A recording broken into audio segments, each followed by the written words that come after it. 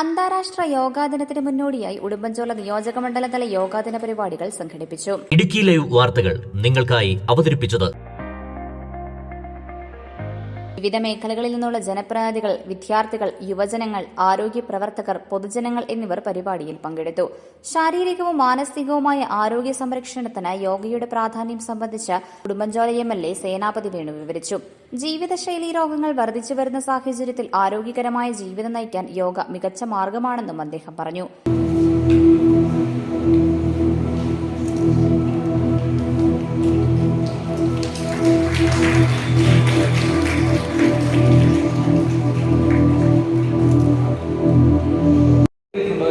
മാത്രമേ ഉള്ളൂ.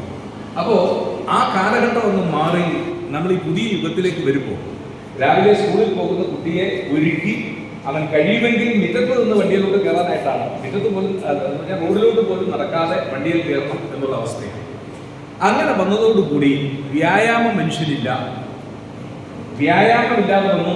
അതുപോലെ തന്നെ നമ്മൾ പണ്ട് കഴിക്കുന്ന ആ ഭക്ഷണങ്ങളുടെ സ്ഥാനത്ത് ഈ ഫാസ്റ്റ് ഫുഡുകളുടെ ഒരു കടന്നുവരവ്. കാരണം ഇന്ന് വീട്ടിൽ പാചകം ചെയ്യാൻ ഒരാൾക്ക് നേരവും സമയമില്ലാത്തതുകൊണ്ട് മിക്ക ദിവസവും നമ്മുടെ ഭക്ഷണങ്ങൾ നടക്കുന്നത് ഹോട്ടലുകളിലാണ്. അവിടെ എന്താണ് ബംഗാളി ഉണ്ടാക്കി തരുന്നത് എന്നൊന്നും നമുക്കറിയത്തില്ല. ഏതായാലും രുചികരമായി നമ്മൾ ഈ ഭക്ഷണം കഴിക്കുന്നു എന്നുള്ളതാണ്. അത് തന്നെ മനുഷ്യനെ ജീവിത ശൈലി രോഗങ്ങളിലേക്ക് തള്ളിവിടുന്നു എന്നുള്ളതാണ്. അപ്പോൾ വ്യായാമക്കുറവ്, ഭക്ഷണശീലങ്ങളിലെ ഈ വ്യതിയാനം, അതുപോലെ അമിതമായി കൊഴുപ്പ് കലർന്ന വസ്തുക്കൾ ഉപയോഗിക്കുക, ജങ്ക് ഫുഡുകൾ, ബേക്കറി ഉൽപ്പന്നങ്ങൾ, മധുരം ചേർന്ന സാധനങ്ങൾ. പണ്ടൊക്കെ നമ്മൾ നാച്ചുറലായ മധുരമാണ്, ശർക്കര, അത് എന്താ പറഞ്ഞ പായസത്തിലിട്ട് കഴിക്കുക എന്നുള്ളതാണ്. പഞ്ചസാരയുടെ ഉപയോഗമൊക്കെ അന്നത്തെ കാലത്ത് വളരെ കുറവായിരുന്നു. ശർക്കര, കരിപ്പട്ടിയൊക്കെയാണ് കൂടുതലായിട്ട് ഉപയോഗിക്കുന്നത്. റേഷൻ കടയിൽ നിന്ന് പഞ്ചസാര കിട്ടാനില്ലാത്തതുകൊണ്ട്. അതുകൊണ്ട് അന്ന് മനുഷ്യന് ജീവിതശൈലി രോഗങ്ങളില്ലായിരുന്നു. ഇന്ന് മനുഷ്യൻ ജീവിതശൈലി രോഗങ്ങളിലേക്ക് വല്ലാതെ പോയിരിക്കുന്നു. അതിന് പരിഹാരമായി എന്താ പറഞ്ഞ ജിംനേഷ്യങ്ങളും അല്ലെങ്കിൽ ആരോഗ്യം വർദ്ധിപ്പിക്കാനുള്ള കേന്ദ്രങ്ങളും ഒക്കെ ഇന്നത്തെ ചെറുപ്പക്കാരുടെ കാര്യമായിട്ട് ചെയ്യുന്നു എന്നുള്ളത് ശരിയാണ്. പക്ഷേ അതൊന്നും ഫലപ്രദമാകുന്നില്ലാത്ത ഒരു കാലഘട്ടത്തിലാണ് നമ്മൾ നിൽക്കുന്നത്. ഈ കാലഘട്ടത്തിലാണ് യോഗയുടെ ഒരു പ്രസക്തി.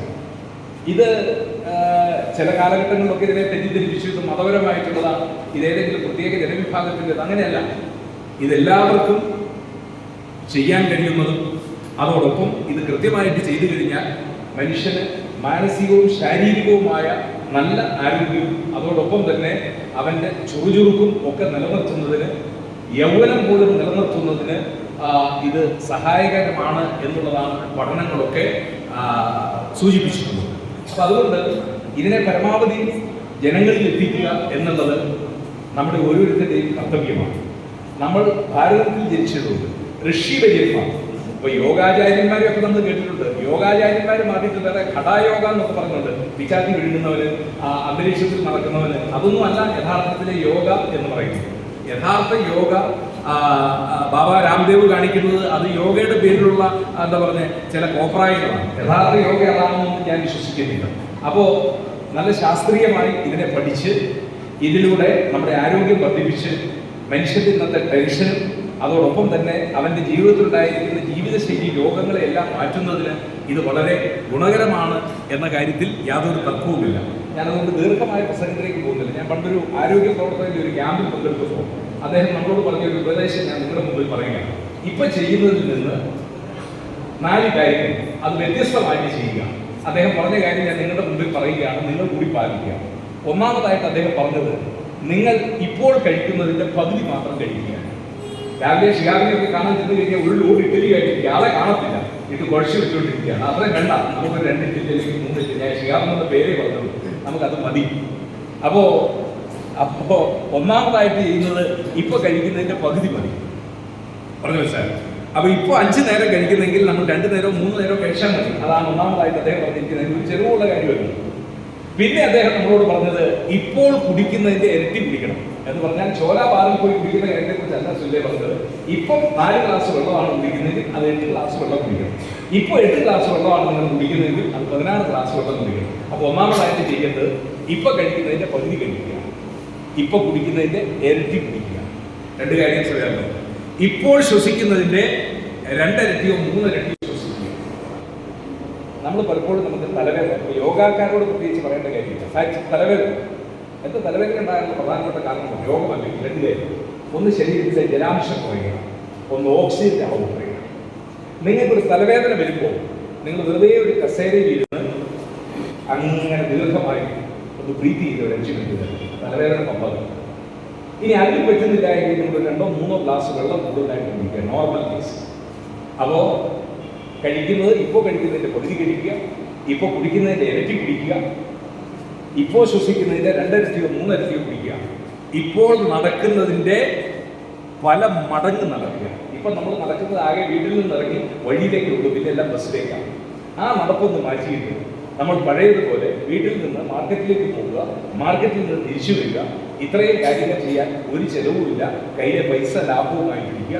ഈ കാര്യങ്ങൾ കൂടി യോഗ ക്ലാസ്സിനോടൊപ്പം നമ്മുടെ ജീവിതത്തിൽ നിങ്ങൾ ഒന്ന് പ്രാക്ടിക്കലായിട്ട് ചെയ്തു കഴിഞ്ഞാൽ അത് വളരെ ഗുണകരമായിരിക്കും. അപ്പോൾ ചോദിക്കുന്നതൊക്കെ സാറ് ചെയ്യുന്നതാണോ? ചെയ്യാൻ വേണ്ടിയല്ല. നമ്മൾ PT ഉഷയെ ഓടിപ്പിച്ചാണ് നമ്പ്യാർ കോച്ചല്ല, നമ്പ്യാരല്ല ഓടിയത്. ഒറ്റത്തെ ഞങ്ങൾ പ്രസംഗിക്കുന്നത് നിങ്ങൾ ഞങ്ങളുടെ വചനം കേട്ടാൽ മതി എന്ന് പറഞ്ഞത്. പക്ഷെ ഞാനിതൊക്കെ ജീവിതത്തിൽ ഒരു പരിധി വരെ പാലിക്കുന്ന ഒരാളാണ്. ദിവസവും ജിംനേഷ്യത്തിൽ പോവുകയും വ്യായാമം ചെയ്യുകയൊക്കെ ചെയ്തുകൊണ്ടിരുന്നതാണ്. പക്ഷെ ഇപ്പോൾ ഈ പെട്ടെന്ന് MLA ആയതിനു ശേഷമുള്ള ഒരു തിരക്കിൽ പത്രം പോലും വായിക്കാൻ പറ്റുന്നില്ല എന്നുള്ളതാണ് യഥാർത്ഥത്തിൽ തിരക്കിൽ യാതൊരു വേറൊന്നും കൊണ്ടല്ല, നമ്മൾ ഒരാളുകൾക്ക് വേണ്ടി സേവനത്തിന് വേണ്ടി ഇറങ്ങിയിരിക്കുന്നത്. പക്ഷെ എങ്കിലും ആരോഗ്യ കാര്യങ്ങളിൽ കുറേയൊക്കെ ചിത്രവട്ടങ്ങളുണ്ട്. ഡോക്ടർ ജിംനേഷ്യത്തിൽ വരുമ്പോൾ ഞങ്ങൾ കണ്ടുമുട്ടാറുണ്ടായിരുന്നു. ഷൈജു രാവിലെ നടക്കാനും ഓടാനും പോകുമ്പോൾ ഷൈജുവിനെയും കണ്ടുമുട്ടാറുണ്ട്. പല ആളുകളെയും. മിനി പ്രിൻസ് ഒന്നും നടക്കുന്നത് ഞാൻ ഇതുവരെ കണ്ടിട്ടില്ല. അപ്പോൾ പലരെയും കാണാറുണ്ട്, സന്തോഷമാണ്. ഇപ്പോൾ നെടുങ്കണ്ടത്ത് സ്റ്റേഡിയം വന്നതിന് ശേഷം രാവിലെ നടത്തുകാരൊക്കെ ഒരുപാട് പേരെ കാണാറുണ്ട്. മനുഷ്യൻ്റെ ആരോഗ്യം നമ്മൾ സംരക്ഷിക്കുക, വെൽത്ത് ഈസ് ഹെൽത്ത്, അത് മാത്രമേ ഉള്ളൂ.